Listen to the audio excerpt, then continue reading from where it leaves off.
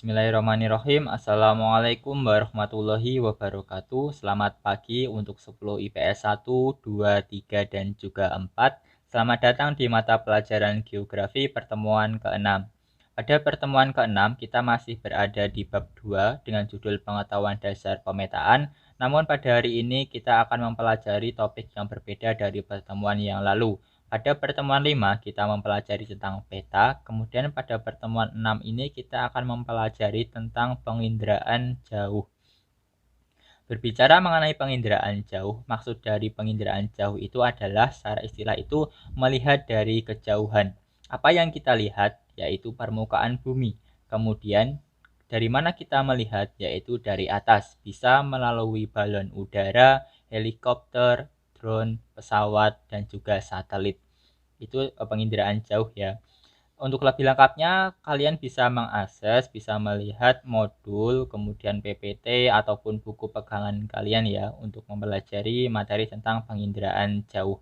Kemudian pada pertemuan ke-6 ini, Bapak akan memberikan tugas kepada kalian dari indikator pencapaian kompetensi 3.2.9, menganalisis unsur-unsur dan teknik interpretasi citra.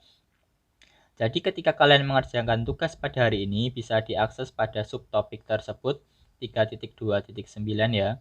Di sini di halaman 14. Di halaman 14, kemudian di buku pegangan kalian itu ada di halaman 54.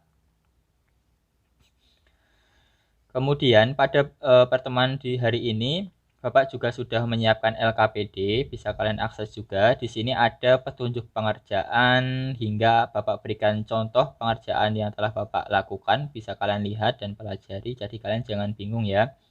Kemudian untuk tugas itu tagihannya ada dua. Yang pertama screenshot wilayah 1 RT kalian, dan yang kedua itu adalah tabel interpretasi objek di Google Maps, bisa ditulis maupun diketik. Barangkali sedikit bingung ya mengenai tagihannya, melalui video ini Bapak akan menjelaskan tersebut. Untuk langkah pertama ini yang akan kita lakukan adalah membuka aplikasi Google Maps. Ikonnya seperti ini, pojok kanan atas tinggal diklik. Nah, ini adalah tampilan dari Google Maps. Apabila kalian tidak memiliki aplikasi, nanti kalian juga bisa melalui browser favorit kalian ya, bisa Chrome, bisa Google, Opera Mini, dan sebagainya. Nah, nanti kalian tinggal menulis Google Maps, kemudian nanti juga sudah tampil, tinggal diklik seperti itu. Nah, setelah itu kita harus mencari, langkah kedua harus mencari wilayah 1 RT kalian. Wilayah 1 RT ini harus sesuai ya dengan alamat yang telah kalian inputkan pada kuesioner pertemuan keempat yang lalu ya. Jadi di sini kalian tidak bisa joki dengan memasukkan atau mengirimkan gambar wilayah RT teman kalian. Jadi kalian harus mengerjakan secara mandiri. Untuk mencari wilayah 1 RT, kalian bisa memanfaatkan fitur search pada Google Maps di bagian atas. Tinggal ditulis alamat lengkapnya ya. Karena nama desa itu bisa jadi mirip dengan desa lain. Jadi apabila kalian tidak menulis nama lengkap, bisa jadi nanti kalian akan diarahkan ke desa orang lain yang namanya mirip ya. Misalnya di sini Bapak ini lapangan Trobayan itu ada di Desa Trobayan. Desa Bapak di sini adalah Trobayan, RT-nya RT 1, Kelurahannya Gringging, Kecamatan Sambumacan, Kabupaten Sragen.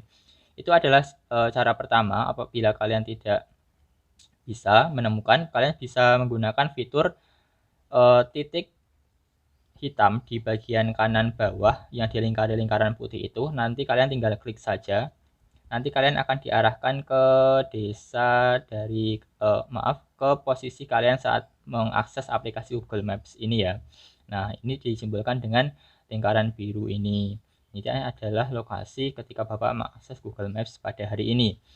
Kemudian hal yang harus kalian perhatikan lainnya adalah pastikan ini sudah menunjukkan ke arah utara ya. Maksudnya bagian atas dari peta atau hasil PJ ini harus menunjukkan ke utara. Atas itu adalah utara, sedangkan kanan itu timur, bawah itu selatan, dan juga kiri itu adalah barat. Untuk memastikannya, kalian tinggal klik lambang orientasi segitiga merah di kanan atas. Nah, nanti akan menunjukkan ke arah utara. Misalnya di sini Bapak putar-putar dulu. Nah, di sini salah ya, ini bukan penampakan yang sebenarnya. Nah, ini nampak Pulau Jawa terbalik. Untuk memastikan ini harus utara itu tinggal diklik saja. Nah, nanti akan otomatis sudah benar. Seperti itu. Kalian harus memastikan arahnya itu benar. Atas itu adalah utara. Setelah itu kalian lakukan, langkah selanjutnya adalah merubah tampilan Google Maps menjadi mode satelit dengan cara klik kanan, lihat ikon bagian kanan atas, di situ ada ikon layer, tinggal diklik, kemudian pilih satelit, maka tampilan akan berubah menjadi seperti kenyataan kita saat melihat bumi dari atas seperti ini. Nah, ini adalah kenyataan aslinya ya. Baik, untuk langkah selanjutnya kita rubah dulu tampilan menjadi horizontal ya. Horizontal agar lebih enak dalam menginterpretasi.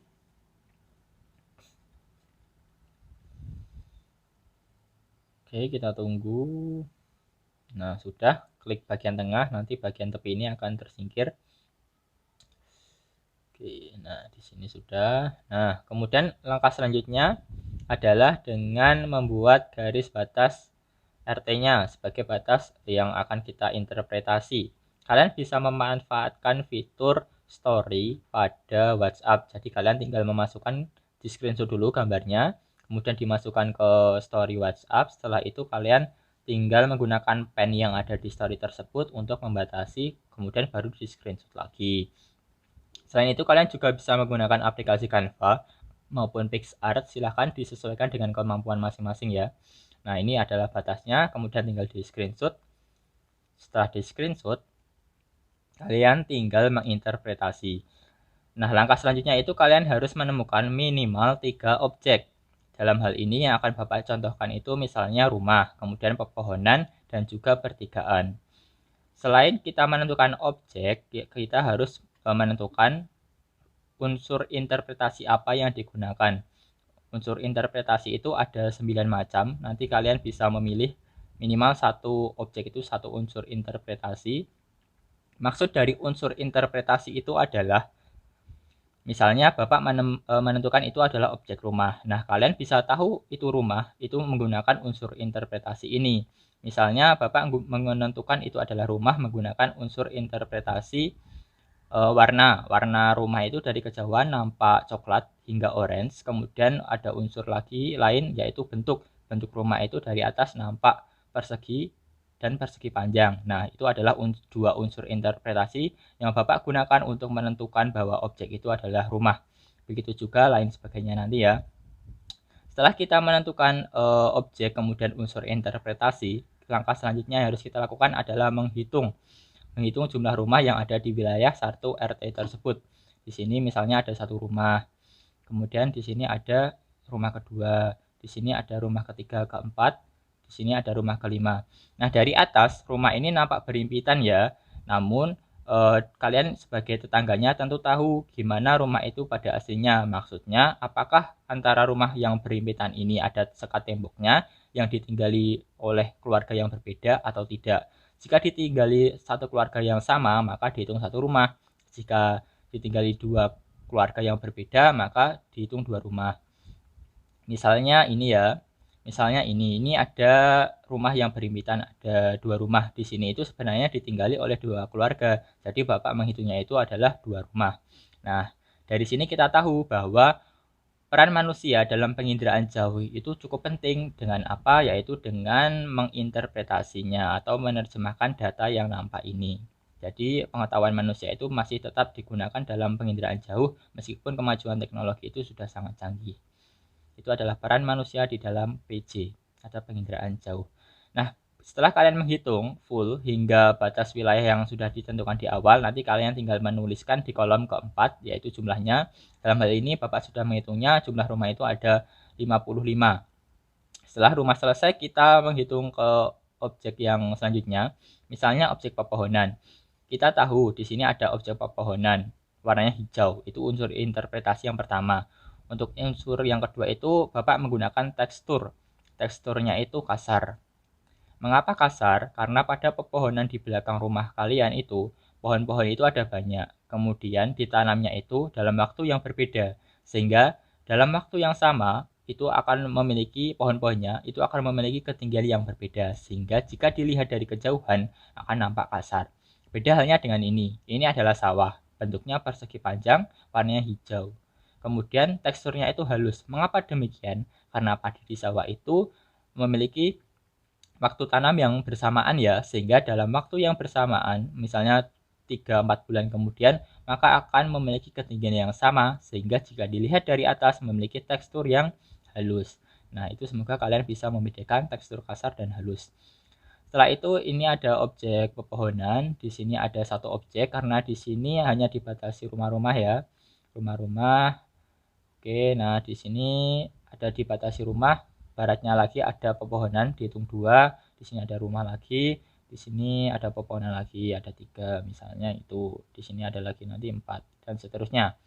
Untuk pertigaan, kalian sudah paham ya. Pertigaan itu pertemuan 3 ruas jalan. Nah, di sini ada pertigaan 1, pertigaan 2, pertigaan 3, pertigaan 4, dan seterusnya sampai batas wilayah RT. Setelah itu nanti kalian tinggal menuliskan tabel, dan tabel itu menjadi tagihan yang kedua. Jadi tagihan tugas pada hari ini yang pertama screenshot wilayah 1 RT yang sudah dibatasi, dan juga yang kedua adalah tabel interpretasi kalian. Seperti itu. Barangkali apabila ada yang ditanyakan, Bapak persilahkan nanti bisa melalui WhatsApp maupun Google Classroom senyaman kalian. Mungkin cukup sekian video petunjuk pengerjaan tugas pada hari ini. Semoga bisa membantu. Selamat mengerjakan. Sekian. Wassalamualaikum warahmatullahi wabarakatuh.